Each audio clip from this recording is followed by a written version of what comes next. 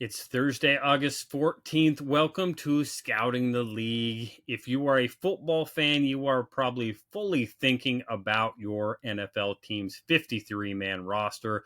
Well, today we're going to go a step further, not just talk about the 53, but talk about practice squads. Again, how does your team do it, what they should be doing, and how you can evaluate that 53 as you think about who is going to be getting cut here soon as we get through the preseason. Before we jump into all things practice squad, though, make sure you head over, like, subscribe, share this podcast wherever you are listening and watching, whether it's on Apple Podcasts, Spotify, or over on YouTube. Make sure you hit those like and subscribe buttons.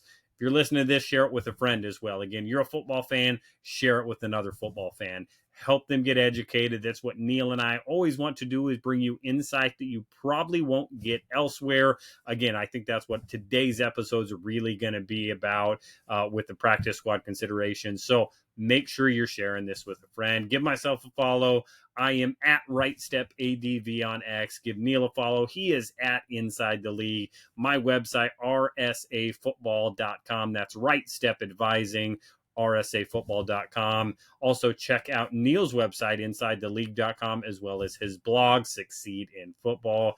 If you are a scout or aspiring scout, make sure you also check out thescoutingcommunity.com. Again, what resources, networking, what you need if you want to be in the NFL. Scouts on the road are utilizing this service, and aspiring scouts who want to be in front offices one day are using these resources, from data information, insurance considerations, everything you need. If there is something I don't have, something this community doesn't have already, I will find a way to get it for you. I want to serve scouts, no matter whether you are aspiring or current NFL scout. It is thescoutingcommunity.com. Go check it out. Make sure you set your reminders for upcoming episodes of Scouting the League that we have coming up. Really excited about some of our guests. We have Eric Galco and Drew Fabiniash from the East West and Senior Bowl. Going to be really good, fun conversations. We got Jordan Reed of ESPN to talk some individual players coming up here. We also get outside of football a little bit and get into maybe some cognitive psychology. If you're a poker fan, you know her. Annie Duke used to be on that World Series of Poker circuit. Now she's doing a lot of cognitive psychology. Again, her name has been brought up by multiple NFL people that I've talked to. Again, her book, Thinking in Bets, we will talk all about how, again, thinking in bets, the cognitive psychology of evaluation of the NFL draft, of making decisions in front offices, is kind of overtaking, coming into more and more front offices. It's going to be a really, really fun conversation. So make sure you tune in to all of those. Practice squads. Again, practice squads have changed since I was a pro scout back in 2018, 2019. But again, they are still largely viewed the same, used the same, with a few differences. Again, back in 2019, you were 10 players and you were limited on the number of veterans you could have on those rosters. Now we're sitting here in 2025, 16 players on your practice squad, with really, again, no limits on the number of accrued season, the number of vets you can have. Again, plenty of ways to work around those numbers. Again, is your team a veteran heavy or a developmental practice squad? Again, you can evaluate that. But again, practice squads are an essential part of every NFL teams. Again, you get 53 players on your roster, and now you get 2 practice squad players that you can bump up to 3 times during the season without exposing them to the waiver wire process. Again, let's walk back a little bit. It used to be, if you wanted to bump up a player from your practice squad, you had to make a roster move. Again, short-term IR for the rest of the year. You have to cut somebody, expose that player to waiver wires. You then bump up your practice squad player, and then depending on what your team is doing, where they're at, if you choose to try to put that player back on the practice squad, what you used to have to do is release that player, cut them, and then expose them to the waiver wire for the rest of the league to see. Again, my time in the Atlanta Falcons, we had a practice squad player. Again, a lot of people probably know him, J.D. McKissick. We had J.D., had a really good preseason. We got him through waiver wires. There was a lot of reservation about putting him up on the waiver wires. Makes it through. We put him on the practice squad. We bump him up for a week. Can't remember if he played much, played a little bit, and we've got to make a roster move. We need a different guy on the roster. Our active 53. JD gets cut.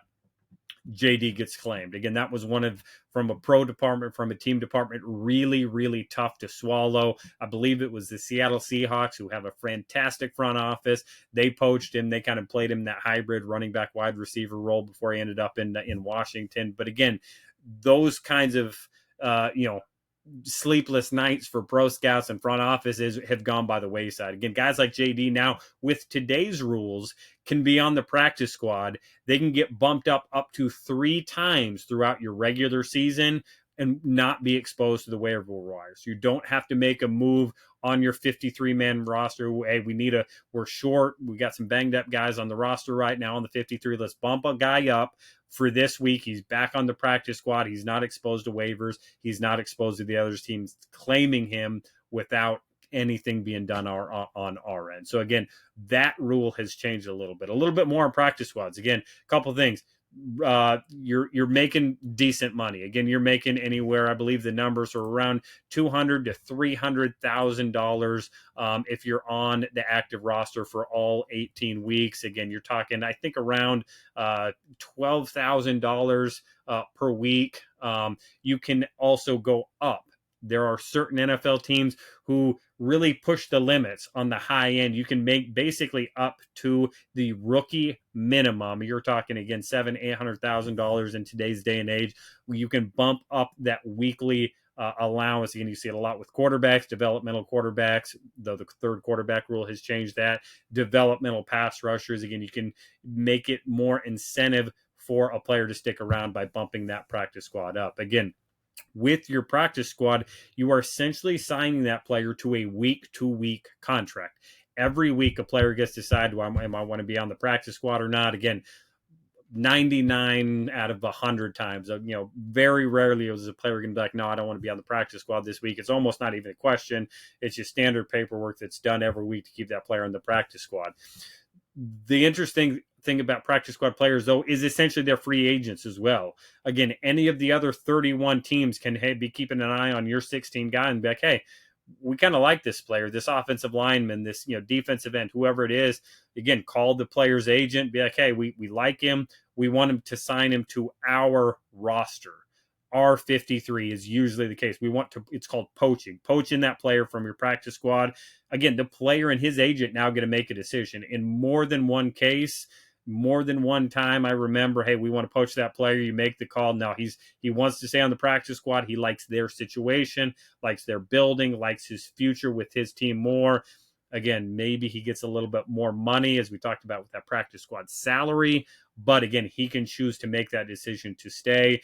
You, as one of the other teams trying to poach this player, you can maybe up your offer, you can incentivize, you can do any number of things. But again, at the end of the day, you can't steal that player if they're sitting on the practice squad the way you would be able to claim that player if they were bumped up, cut, and made it through their waiver process. So again, one of those unique things about the practice squad. As you think about your practice squads, again, we're seeing it more and more for veterans. Hey, where they're going to sign a 1-week practice squad contract. They're going to go through the week it's practice on the practice squad. They're going to get bumped up to the 53. Again, we saw it with more veteran running backs, maybe some veteran players. Again, we just need to kick the tires, get them through a week of practice. For traditional practice squad players, you are there to develop. You're maybe a small school guy that needs to gain some weight, small school guy that needs more training. You are at a position that is just loaded. You love the room. You love the philosophy of the team. You want to be in that building. You want to be where they're at to continue to develop. You're going to sit there. You're going to develop. You're going to do all those things in that building. There are teams that really use it as just their practice players. They don't think much about development. They're focused on their 53. They bring players in. A lot of players won't end up making it to the 53. Again, all goes back to team philosophy. Again, the Baltimore Ravens, they are a hard team to compete with when it comes to, hey, the Ravens really like them on the practice squad. The Ravens do a fantastic job developing their players.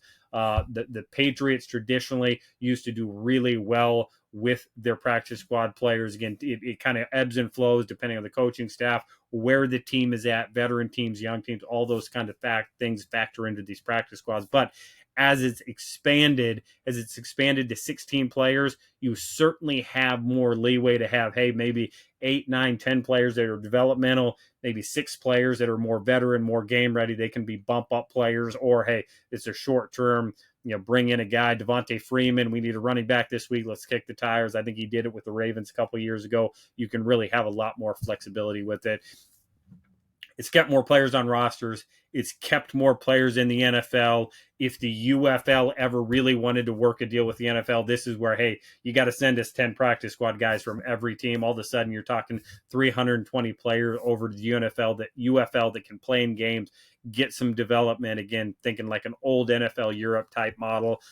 Again, that's pie in the sky. That's not anything for today's conversation. But again, as you start to think about your team's practice squad, what's it going to look like? Again, we've talked about the 45 players that are, again, guaranteed roster locks. When you start thinking about those next 15 to 20 players, who are the players that are going to develop priority positions? Who are you going to try to sneak through? Who is going to be an enticing player? Who can't we subject to the waiver wire because we're worried about losing them? Who's going to make it through? Who's going to sign to that practice squad? And then who are going to be our bump up players for each week?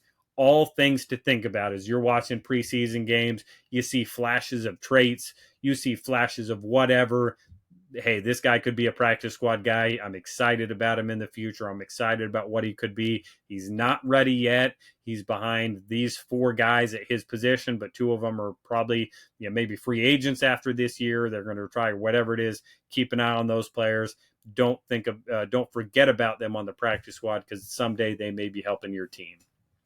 More questions on practice squad, hit me up. I am at RightStepADV. We can talk more. We can talk about specific players. We can do more. Again, hit me up if you have questions, comments. If you're excited about future guests, hit me with questions on those. Hit Neil with questions on those. Again, at RightStepADV, at Inside the League. Again, we are a serious football podcast when we're talking about practice squad, what all goes into it, not stuff you're going to hear anywhere else, not clickbait stuff that you're going to hear anywhere else. So again, we're going to be watching football. We're going to keep scouting.